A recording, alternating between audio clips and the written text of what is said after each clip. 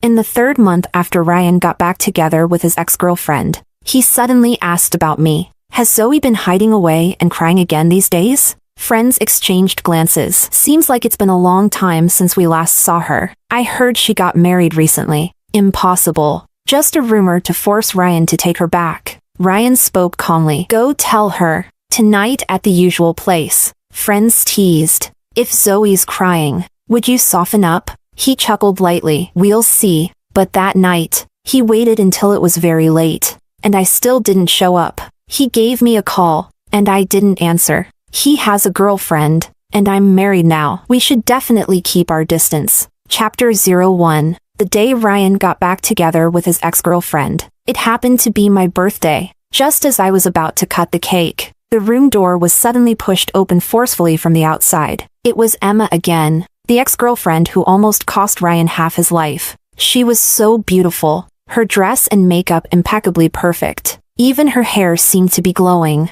I instinctively hid my hand behind my back, but the calluses on my fingers accidentally snagged a thread on my dress. Ryan. Emma pushed past the friends standing in front of her. She lifted her skirt and rushed in front of Ryan. I give up. This time, I'm the one giving in. Her words sounded submissive, but her chin remained defiantly lifted. She struggled to hold back her tears. The room fell silent. I instinctively looked at Ryan. His expression was cold as he sat on the sofa. Indifferent. He didn't look at Emma once, but his lips were tightly pressed. Ryan, I'll ask you just once. Do you want to get back together with me? As soon as Emma finished speaking, Ryan suddenly let out a mocking laugh. Who do you think you are? You break up when you want, and then get back together when you want? Even as he spoke, he reached out and pulled me into his arms. His movement was rough, and my nose bumped against his firm chest. The sharp pain almost made me tear up. Emma, I have a girlfriend. Can't you see? Ryan lowered his head, and his kiss followed, landing at the corner of my slightly wet eye. Emma's face went pale instantly. Fine. You're ruthless. She pointed at Ryan, tears falling more fiercely. Ryan, I will never speak to you again in my life. After she said that, she glanced at me tearfully. Then, shockingly, she pushed the table over. The champagne tower fell. The glasses shattered. The cake was ruined. Emma and I were both cut by the shattered glass. Her arm, and my face. But Ryan let go of me and instinctively grabbed her. Don't move. You're bleeding. His eyes were filled with concern. I don't need you. Go worry about your girlfriend. Emma pushed him away, crying, and ran out. It seemed Ryan had forgotten about me. He stood there, hesitating for only 2 seconds. Then he quickly ran after her. He didn't look back at me even once. Chapter 02. Maybe they were afraid I'd feel awkward. Or perhaps, more simply, they were just Ryan and Emma's friends. They had nothing to do with someone like me. So, one by one, they all left the room. I was wearing a beautiful dress, holding my wounded face. That feeling of sadness, like an undertow, quietly consumed me. This was the grandest, most lavish birthday party of my life. The beautiful 2-layered cake. It was the one I used to watch, pressing my nose against the bakery window as a child. I had secretly looked at it countless times, imagined its taste countless times. I almost had it, but now it was all a mess. I crouched down, picked a clean piece and took a bite, but it didn't taste as good as I imagined, not even as good as a cheap cupcake. But I still ate that piece of cake. By the time I finished the cake, Ryan's call came through. Zoe. His voice came through the earpiece, and faintly, Emma's too. I'm here, I answered softly. I have something to tell you. Don't start crying first. I am a bit of a crybaby, born with tear ducts shallower than most people. Ryan, are you done? You're breaking up with me, and you're still comforting her? Emma's voice came through, sounding angry. Ryan's tone immediately became hurried. Let's break up. They told me your face was cut. I'll give you some money. Don't come causing trouble. That money is more than your dad would earn in 3 years fishing.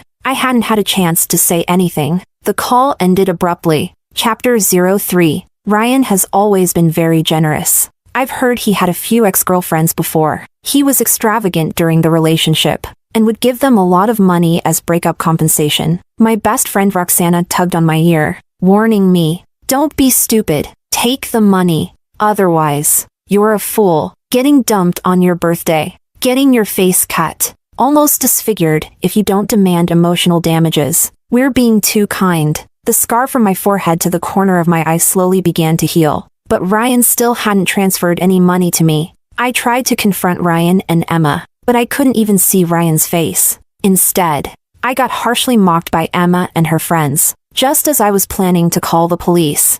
My family suddenly ran into trouble. My father owns a small fishing boat. A few days ago, while out fishing, due to stormy waves, he accidentally grazed someone's yacht. We have to pay a large amount of money as compensation. If we can't, he will go to jail. If Ryan's compensation to me were like the rumors, it would just about cover it. My father's hair has turned half white with worry. I transferred all my part-time earnings and scholarship money to him, but it was just a drop in the bucket. Roxana, frustrated with my hesitation, grabbed my phone and texted Ryan. His call came quickly, but when I answered, it was Emma's voice. Chapter 04. Zoe. Is it? Poor people really have no ambition. After taking so much advantage, it's still not enough. And you have the nerve to ask for compensation? Women from your little fishing village really know how to hook and exploit, don't they? My face turned beet red, and I struggled to come up with a retort.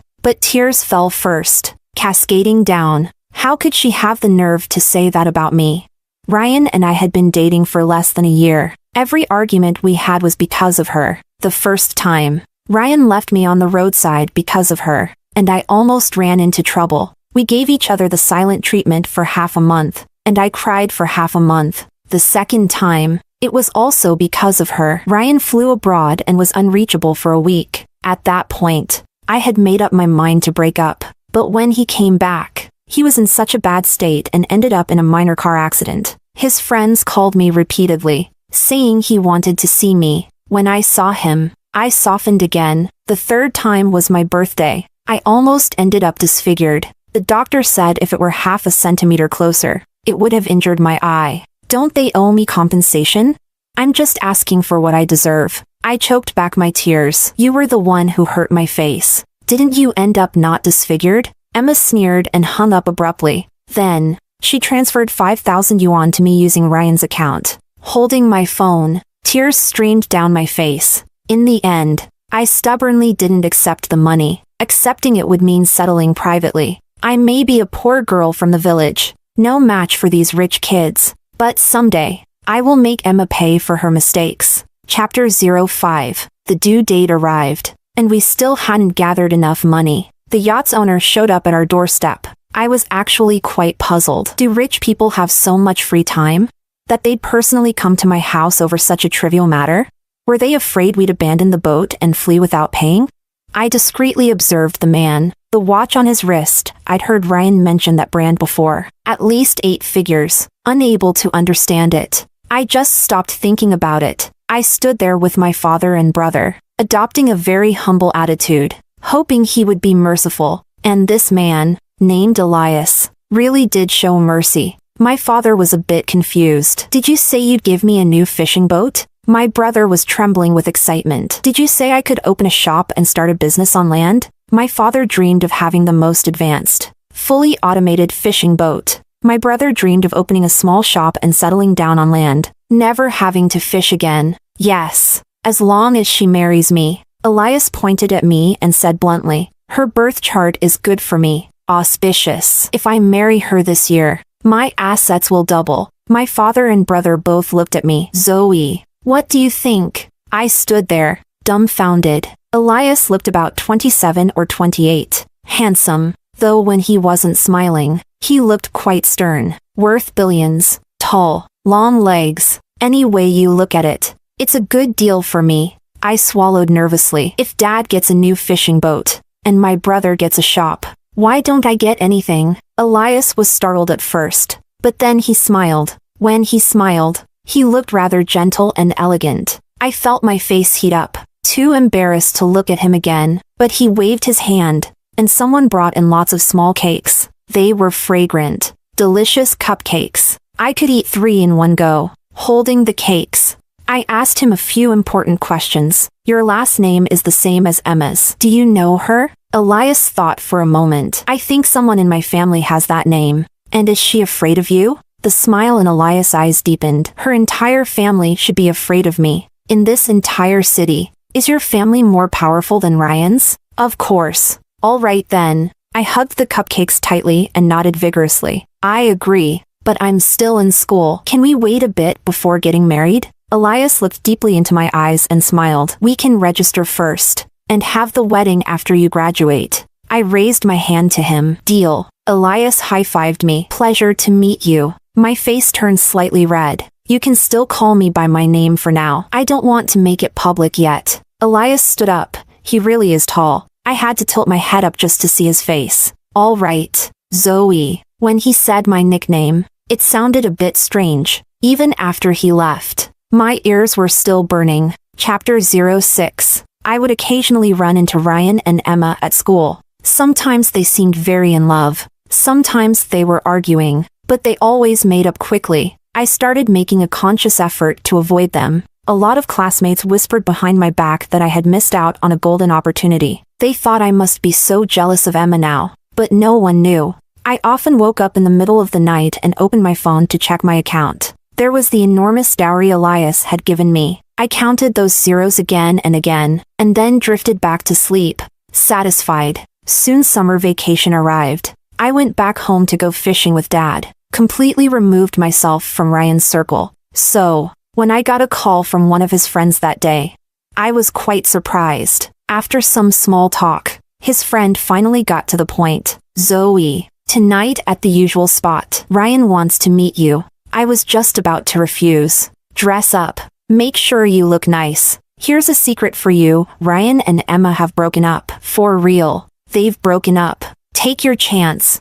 I didn't even get a chance to say anything. The call ended. Dad was calling me to bring in the nets. I soon forgot all about it. Chapter 07. The friend came back, patting Ryan with a smile. I just called Zoe. The others immediately chimed in. Ryan, if Zoe cries, will you soften up? Ryan flicked his cigarette ash and chuckled. We'll see. But seriously, Ryan, Zoe's personality is so much better than Emma's. Yeah, Zoe is really sweet. Remember when you got in that car accident and she came to see you? She started crying the moment she walked into the hospital room. I was watching from the side and felt sorry for her. Ryan seemed to recall the past, his gaze softening. These days you've been with Emma all the time. I'm sure Zoe's been hiding somewhere crying. I remember the last time I saw her. She looked like she had lost a lot of weight. There's still a scar above her brow. Ryan paused slightly, the cigarette between his fingers. That day,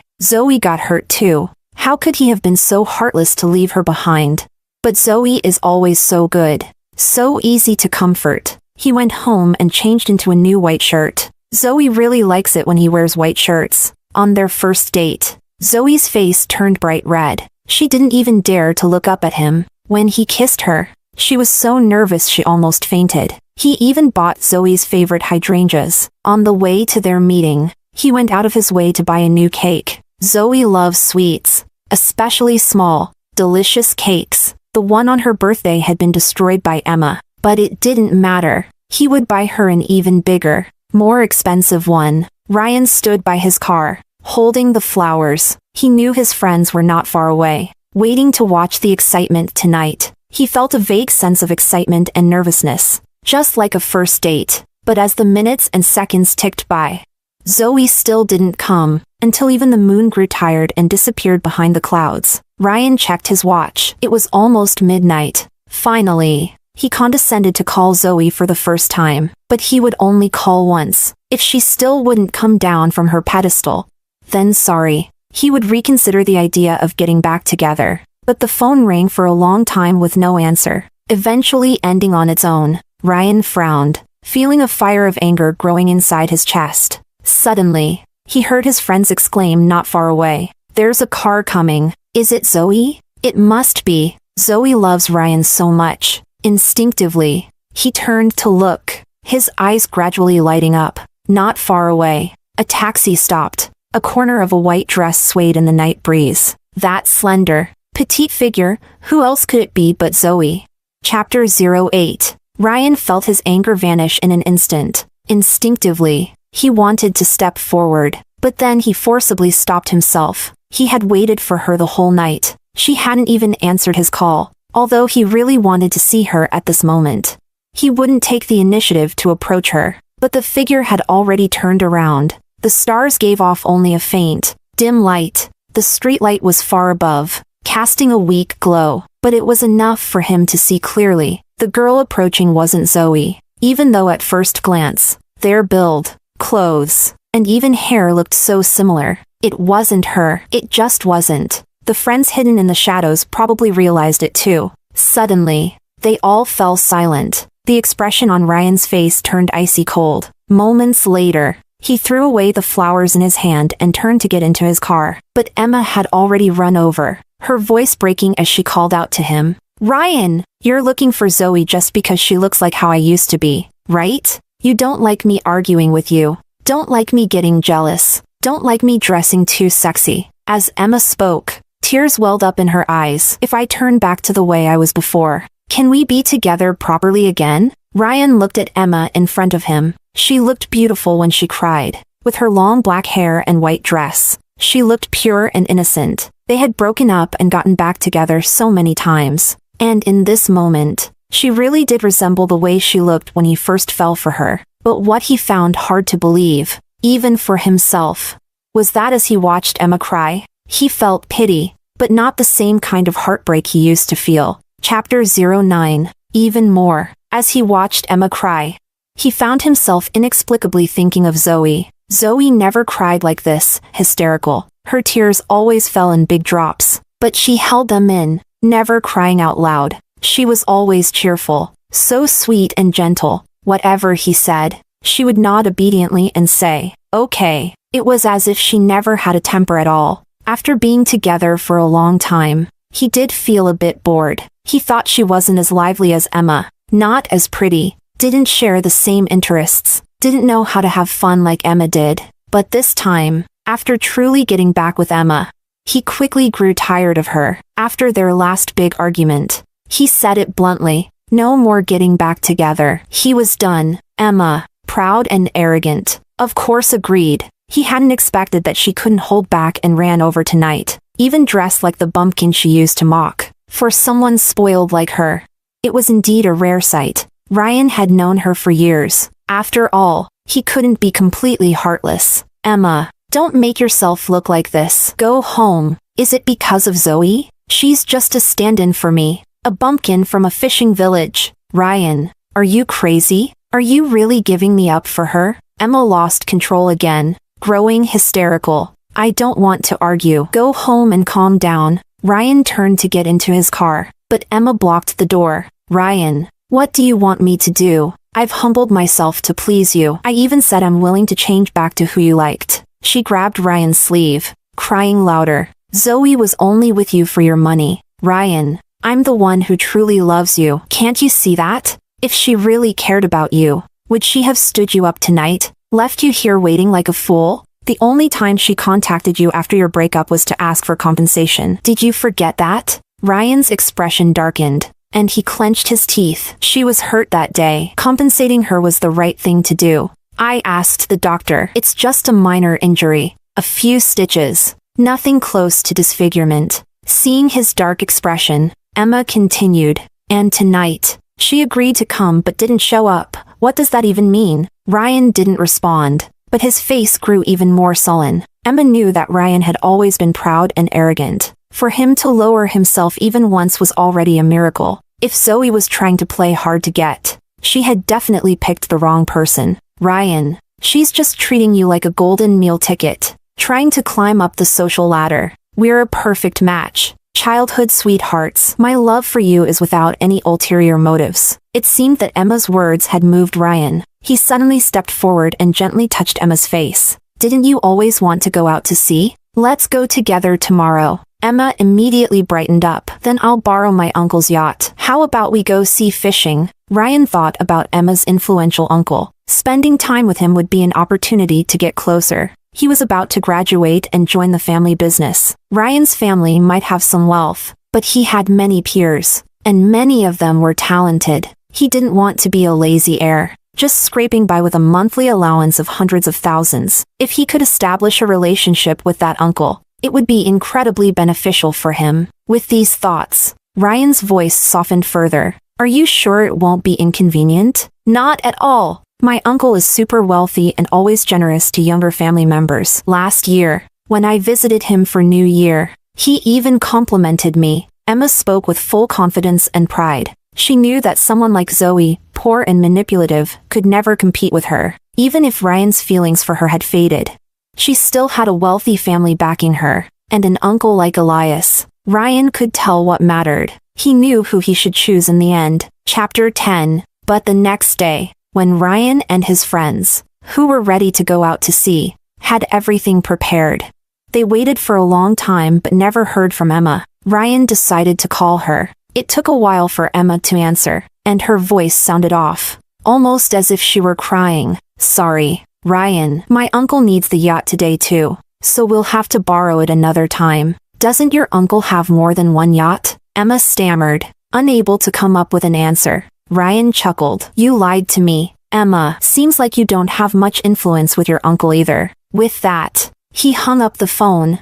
and as soon as the call ended, Emma threw her phone in anger. Her uncle had clearly agreed to lend her the yacht at first, but after asking for a name, he suddenly refused. Moreover, he added a specific instruction: anyone in the family can use it, except Emma. In less than 3 minutes, this news spread throughout the entire household. Emma was utterly humiliated, and her father, furious, slapped her. The other girls in the family mocked her, both openly and in secret. Emma couldn't understand why her uncle would say such a thing. She had always tried to be especially obedient in front of him. She racked her brains for a long time, but couldn't figure it out. What exactly had she done wrong to upset her uncle?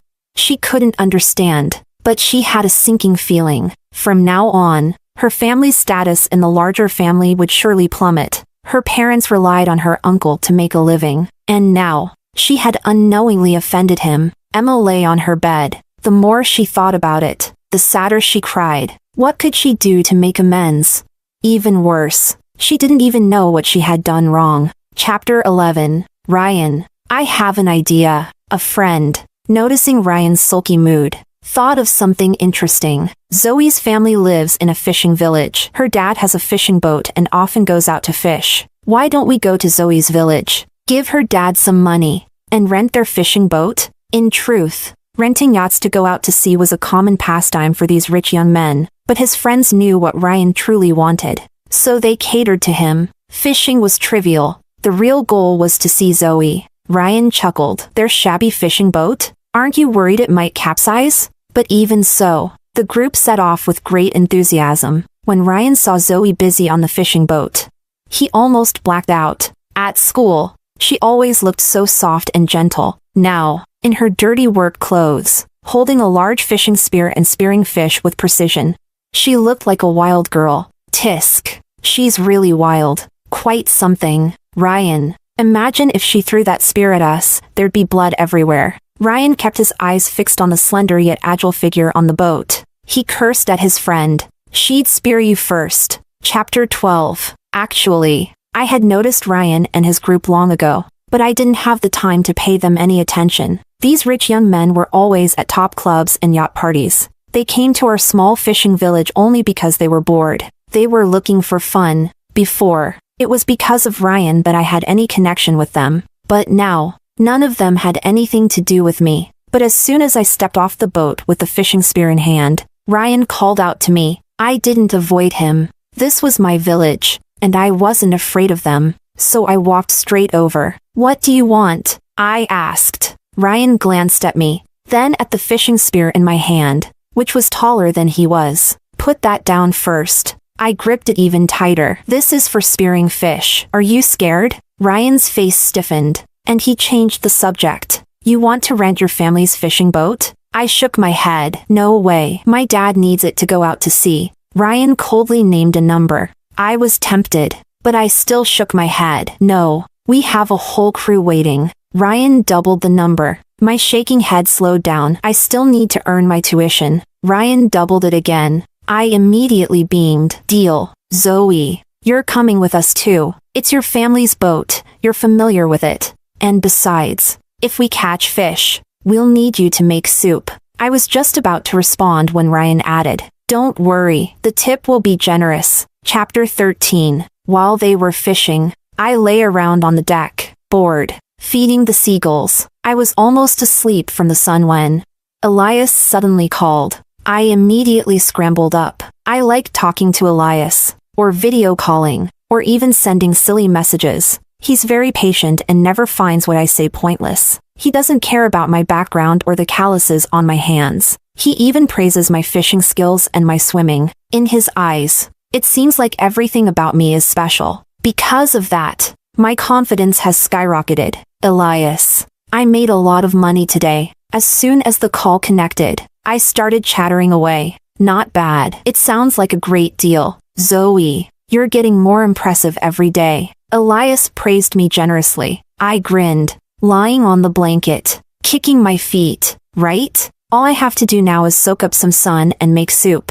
And I get a huge tip. If I get a few deals like this a year, I could retire. Zoe, Elias suddenly said. What's up? Has it been a week since we last met? I counted on my fingers. It has. I'll pick you up tonight. I glanced over at Ryan and the others in the distance. I don't know if they plan to fish at night. Elias chuckled softly. Don't worry. They won't. All right. Come pick me up. Sure thing. I've got some work to take care of, but I'll call you later. All right. I reluctantly hung up the phone, but as soon as I did, one of Ryan's foolish friends suddenly fell into the sea. I rushed over, joining the others in throwing swimming rings to him.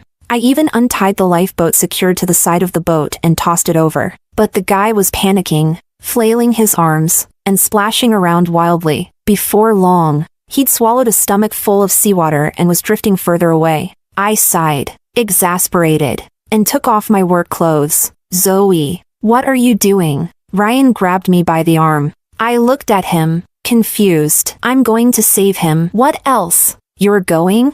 Who else? Are you going to go? I pushed his hand away, seeing that the guy was about to be overwhelmed by the waves. I didn't waste another second arguing, shrugged off my work clothes, climbed over the railing, and dove headfirst into the sea. Chapter 14. Ryan felt like this was the first time he truly saw Zoe. She leaped into the sea like a beautiful little fish. The waves seemed to become her playmates. The fish swam around her affectionately. Everyone stood silently at the side of the boat, gradually falling quiet. The wind howled. The sails billowed. It felt like all that remained in the world was this symphony of noises. Ryan couldn't tear his eyes away from her. Not for a second. Her slender yet powerful arms cut through the waves, quickly reaching the person in the water. It was clear she had received professional training. Her movements were skilled and precise. She soon pushed the man to the lifeboat. He held onto the lifeboat and gradually recovered. Zoe helped him onto the boat but didn't climb up herself.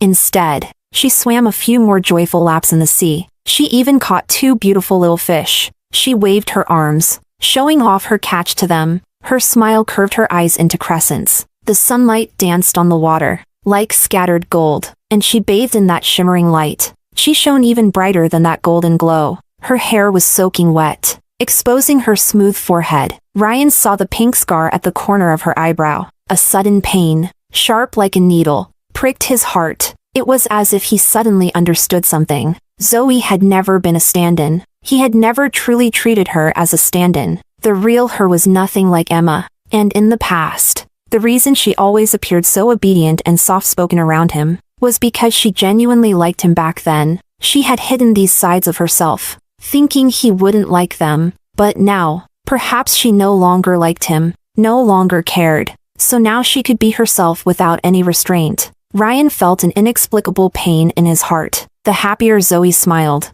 the more it ached inside him. She was like a little fish in the sea, and he felt as though he could no longer catch her. Chapter 15. When I came out after showering and changing my clothes, Ryan was waiting for me outside. We were getting ready to head back. Ryan was called back by his family for something urgent, and I had a date with Elias. So right now, all I could think about was getting off the boat, rushing home, and changing into a beautiful dress. Elias loves buying me clothes, and I love the beautiful dresses he buys me. What's up?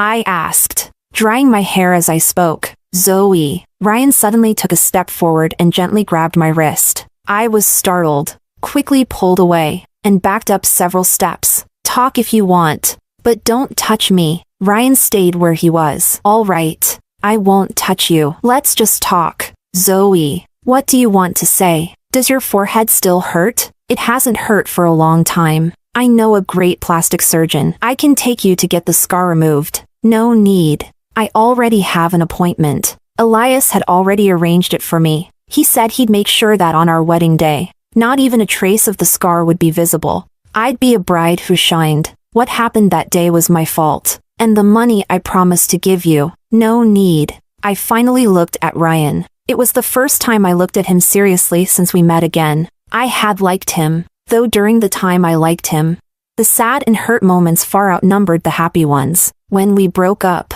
it ended particularly unpleasantly, but between him and me, it wasn't as if we were sworn enemies. I'm a simple-minded person. I prefer to remember only the happy things, the past unhappiness. I don't want to bring up or recall. What's more, now I have a lot of money. Elias gave me a cake that day and a betrothal gift. Later, when we got our marriage certificate, he gave me an even more generous dowry. My little savings stash is full, and I feel very secure. I've already moved forward with great strides. Looking ahead, Zoe. Ryan's voice was incredibly gentle. Let's start over, okay? I'll pursue you again. I interrupted him. I can't relive my 21st birthday, nor can I pretend those hurts never happened. Ryan, let's both move forward. But back then, it was you who liked me first. He held onto the hem of my dress, refusing to let go. I smiled. But the one who likes first actually has the power.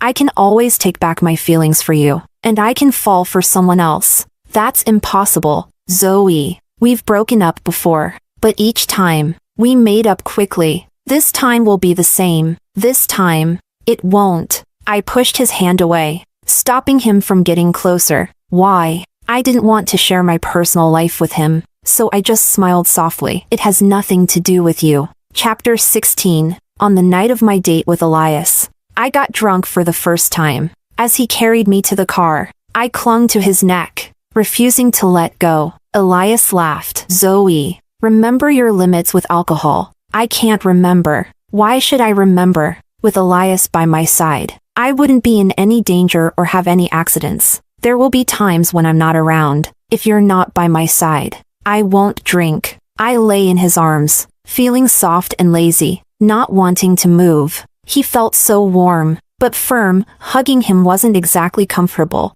I shifted, wiggled, trying to find a comfortable position. Finally, I managed to settle into a spot that felt just right. But while I was comfortable, Elias seemed to be in some discomfort. I looked up at him. The alcohol clouded my vision, making everything blurry. I cupped his face. Elias, what's wrong? Zoe. His voice suddenly turned husky, and his body temperature seemed to rise. I felt hot. He was like a furnace. Instinctively, I wanted to move away from him, but Elias suddenly tightened his grip around my waist. His fingers were long and strong, his palm hot, through the thin fabric of my dress. His warmth seared into my skin. For a moment, I was dazed, staring at him, and Elias lowered his head, kissing me deeply. It was a kind of deep kiss I had never experienced before. Strong and dominating, yet also unforgettable. It felt as if a door to an unknown world was slowly opening in front of me.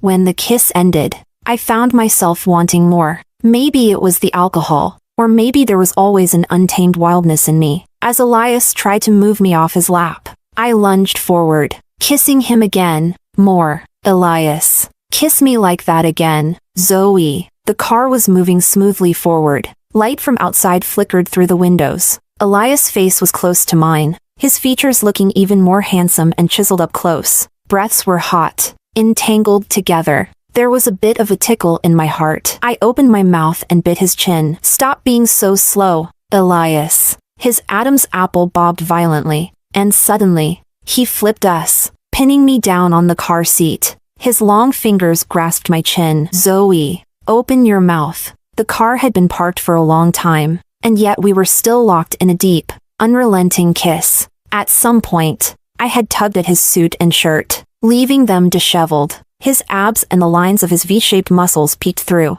It made me even more entranced. But eventually, Elias still pushed me away. I felt awful, but the drunkenness was overwhelming. When he carried me out of the car, I nestled into his arms and fell asleep. Chapter 17. When Elias carried me upstairs, he gently kissed the side of my face again. His little mermaid had grown up, and he had finally come to fulfill the promise he made back then. In a sprawling, prestigious family, talented individuals in his generation were abundant, both openly and covertly. The competition never ceased. Elias's father had also once been embroiled in a fierce power struggle, to the point that it implicated his wife and children. He had been kidnapped and thrown into the deep sea, when he thought he would sink with the rocks and be buried in the belly of the ocean. Zoe suddenly appeared. Her diving gear was basic, but she swam incredibly fast. In his delirium, he even thought he had met the little mermaid from fairy tales. She cut the ropes with a small knife she carried, then dragged him to the surface. He spent that night lying on a rickety fishing boat, saved by her fish soup. She talked a lot, chirping endlessly. She had so many wishes. She wanted to buy her dad a new fishing boat. She wanted her brother to open a shop on shore. She wanted the boy she liked to like her back. She wanted an endless supply of little cakes. At the time, he didn't have the strength to respond, but he remembered it all. And now, the time had come for him to fulfill those wishes, one by one. The only thing was, back then, the person she liked was Ryan. Now, would she like him? He thought he had enough patience to wait for the day he got the answer. Chapter 18. In my last few months at school, Ryan initially kept coming around, pestering me, but after a few days, he disappeared. Later, I heard from my best friend Roxana that Ryan seemed to have gotten himself into trouble. He had caused a huge mess for his family's company. It seemed that from now on, he wouldn't be able to enter the core family business again. As for Emma, it seemed that overnight she had been blacklisted by the socialites of Hong Kong. I had a vague sense that all of this was probably Elias's doing. The childish things I had once said, he had taken them all seriously. But I'm not the kind of person who's magnanimous. Of course, I wouldn't speak up for Ryan or Emma. These things, I heard them, but I didn't really care. A year flew by in the blink of an eye. I inherited my dad's fishing boat, and I was getting married. Elias was usually very low-key, but this wedding was unprecedentedly extravagant. When the entire city's attention was on the wedding,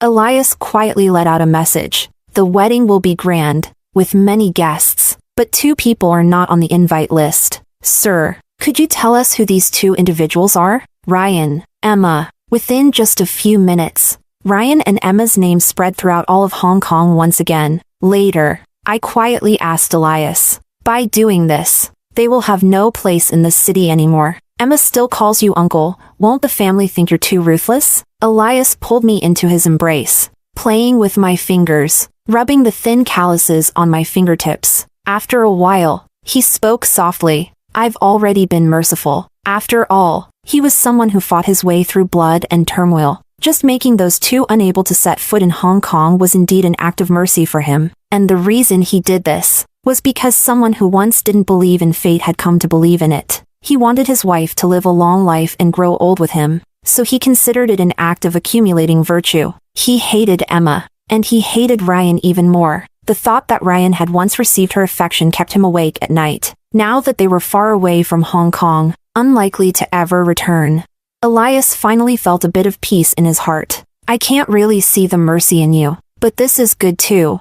I still remember how arrogant Emma was after hurting me. I pulled my hand away and frowned. My hands are still rough. But you were so happy spearing fish. What can we do? Elias shook his head helplessly. True enough. If I have calluses, then so be it, after all. Elias doesn't mind. Happiness is the most important thing. Zoe. Elias hugged me from behind. We stood before the massive floor-to-ceiling window, looking out at the distant harbor and mountains. This entire bay is yours. What would I do with such a big bay? I turned to look at him. All I need is a boat and a small piece of sea. Is that all? I paused, suddenly realizing something. And for once, my mind was sharp. Oh, right. And I need you too. Elias suddenly laughed. He looked down at me, smiling for quite a while. Then he slowly leaned down and kissed me. At least you still have some sense. I wasn't shy at all, immediately hooking my arms around his neck and standing on tiptoe to meet his kiss. Don't stop halfway tonight.